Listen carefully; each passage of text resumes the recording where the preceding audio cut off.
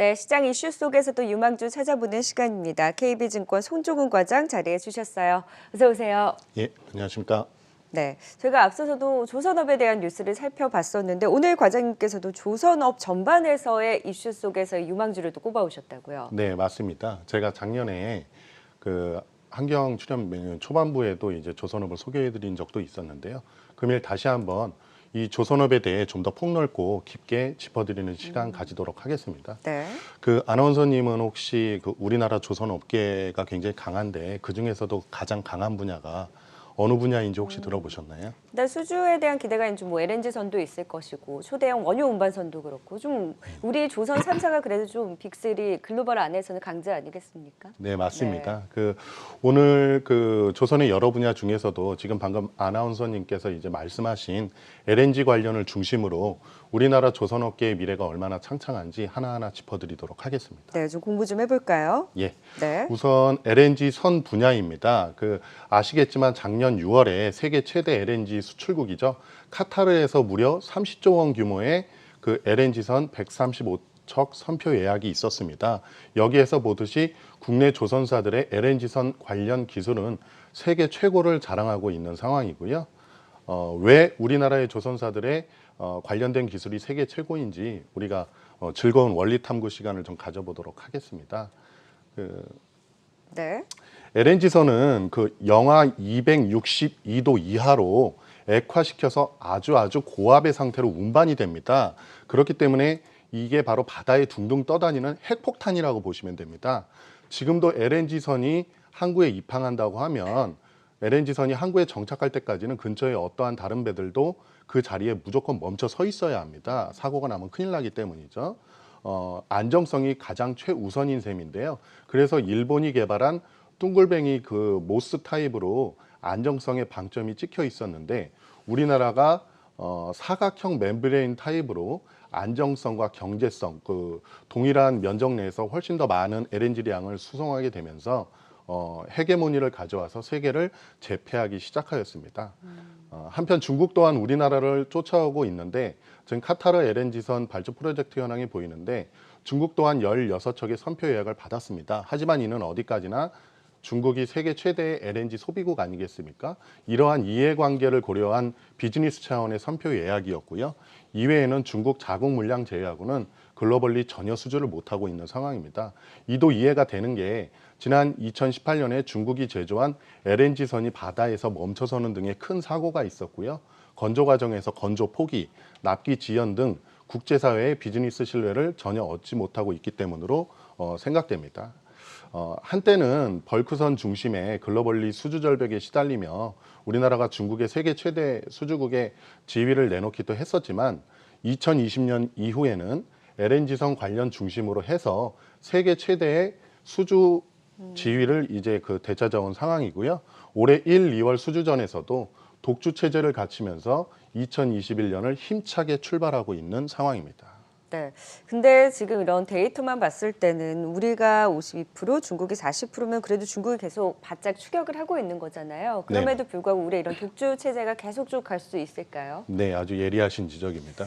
중국이 하지만 좀 신경이 쓰이죠. 네. 제가 독주 체제를 갖췄다고 하는 데는 다 이유가 있는데요. 올해 국내 조선 3사는 사상 최고치에 달하는 수주 목표를 세웠습니다. 아까 말씀드렸듯이 카타르발 선표 예약이 올해부터 실질적으로 대규모 발주가 예상이 됩니다.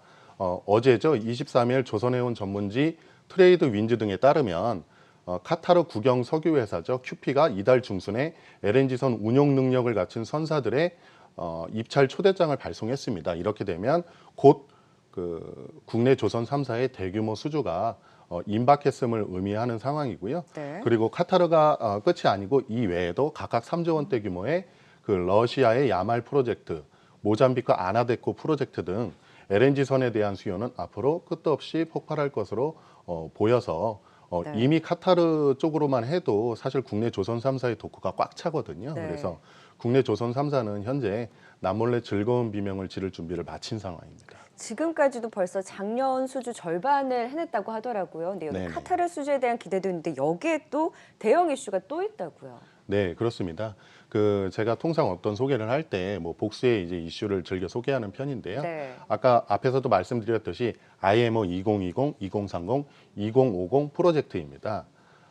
IMO 즉 국제 해사 기구에서는 2020년부터 국제 선박들에게 환경 규제를 가하기 시작했는데요.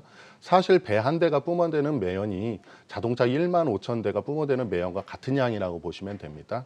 그렇기 때문에 환경 규제는 당연한 수순으로 보이고요.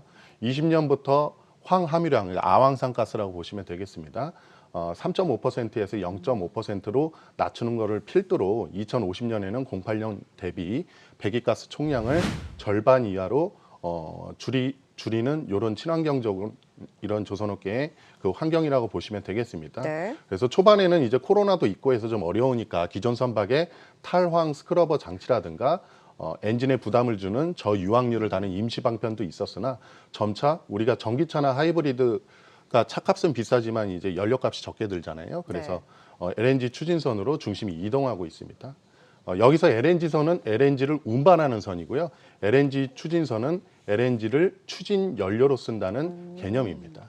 그래서 LNG 추진선 수주가 크게 늘고 있는데 규제에 발맞춰서 우선 석유 연료와 LNG를 같이 쓰는 하이브리드의 형태도 현재 수주에 많은 공헌을 하고 있습니다. 네. 지금 굉장히 이제 조선 업황에 대해서 IMO도 그렇고 앞서서 수주에 대해서도 그렇고 굉장히 긍정적인 방향을 짚어주셨는데 그래서 우리가 글로벌 이제 우리 조선 빅3를 봐야 하는지 아니면 탑픽 종목과 다른 유망주까지도 기대를 해볼 수 있는지요? 네.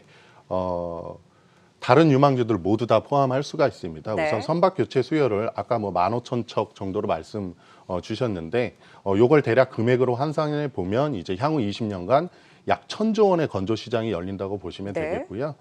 제가 탑픽으로 꼽고 있는 것은 대한민국 조선업 전체입니다. 네. 예. 우리는 저 멀리 해상왕 장보고서부터 세계 최고의 해군 제독이죠. 이순신 장군의 후예들입니다. 세계 최강의 철갑선을 제조한 경험이 있고요. 네. 뭐 국뽕은 아니지만 저희들의 이 화려한 유전자가 오늘날까지 이르러서 중간에 거북선, 네. 예 그렇습니다. 잠깐의 위기도 있었지만 미래 기술을 앞세워서 세계 최강의 조선대국으로 우뚝 서고 있다고 생각합니다. 네. 이를 위해서는 어느 누구 하나가 잘난 것이 아니라 서로 선의의 경쟁을 하면서도 글로벌 헤게모니를 장악해서 표준을 주도하는 대한민국 조선업 전체에 응원의 박수를 보내드리고 싶습니다. 네. 그 안에서도 조선 기자재 쪽에서도 탑픽이 있으시다고요. 네. 조선 기자재 말씀드리기 전에 일단은 빅3와 중형 선박의 압도적 1인자죠. 현대 미포조선이 이 빅4라고 하면 PBR을 받고 있는 거를 보면 뭐 0.5배 보는 이들의 눈시울을 붉어지게 하는데요. 단기적으로는 조선업 주가는 유가에 다소간 연동하겠지만 네. 향후 조선업 업황 자체의 개선 그리고 유가 연동 자체도 중동의 재정 균형 유가와 관련이 있는데 한경의 슈퍼스타죠. 이제 샤프스터 이제 박문환 위원님의 자료에서 힌트를 얻어보니 이스라엘과 중동 국가들의 관계 개선으로 유가의 운송비 자체가 절약될 기미를 보이는 등 점차 유가와의 상관관계도 긍정적인 개선이 예상이 되고요.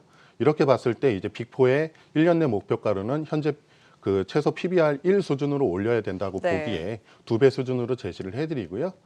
기자재 말씀드렸기 때문에 제가 작년 초에 LNG 본행제 1위 업체죠. 동성 하이텍을 말씀을 드렸는데 당시 20년 예상 영익으로 370억이 전망이 되었습니다. 그런데 뚜껑을 열어보니 400억 가깝게 초과 달성을 할 것으로 보이고요. 수주 잔량 또한 역대 최고치를 계속해서 경신을 하고 있습니다.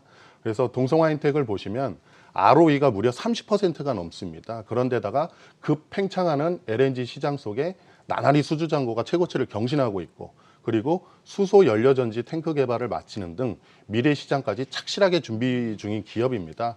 1년 목표가로 22년 예상 영업이익 기준 PER 12배 수준인 주당 25,000원을 제시해드리면서 이번 시간 말씀 마치도록 하겠습니다. 동성 화이텍 목표 주가 지금 1년에 감안을 했을 때 25,000원 또 기자재 안에서의 탑픽으로 꼽아주셨고요. 조선 3사를 플러스 조선 4사에 대한 관심 현대비포조선 낮은 PBR을 보면 눈시울이 붉어질 정도라고 말씀해 주신 만큼 앞으로 조선 업황에 대한 기대감 또 가져보도록 하겠습니다. 지금까지 KB증권 손정훈 과장과 함께 공부해봤어요. 말씀 고맙습니다. 네, 감사합니다.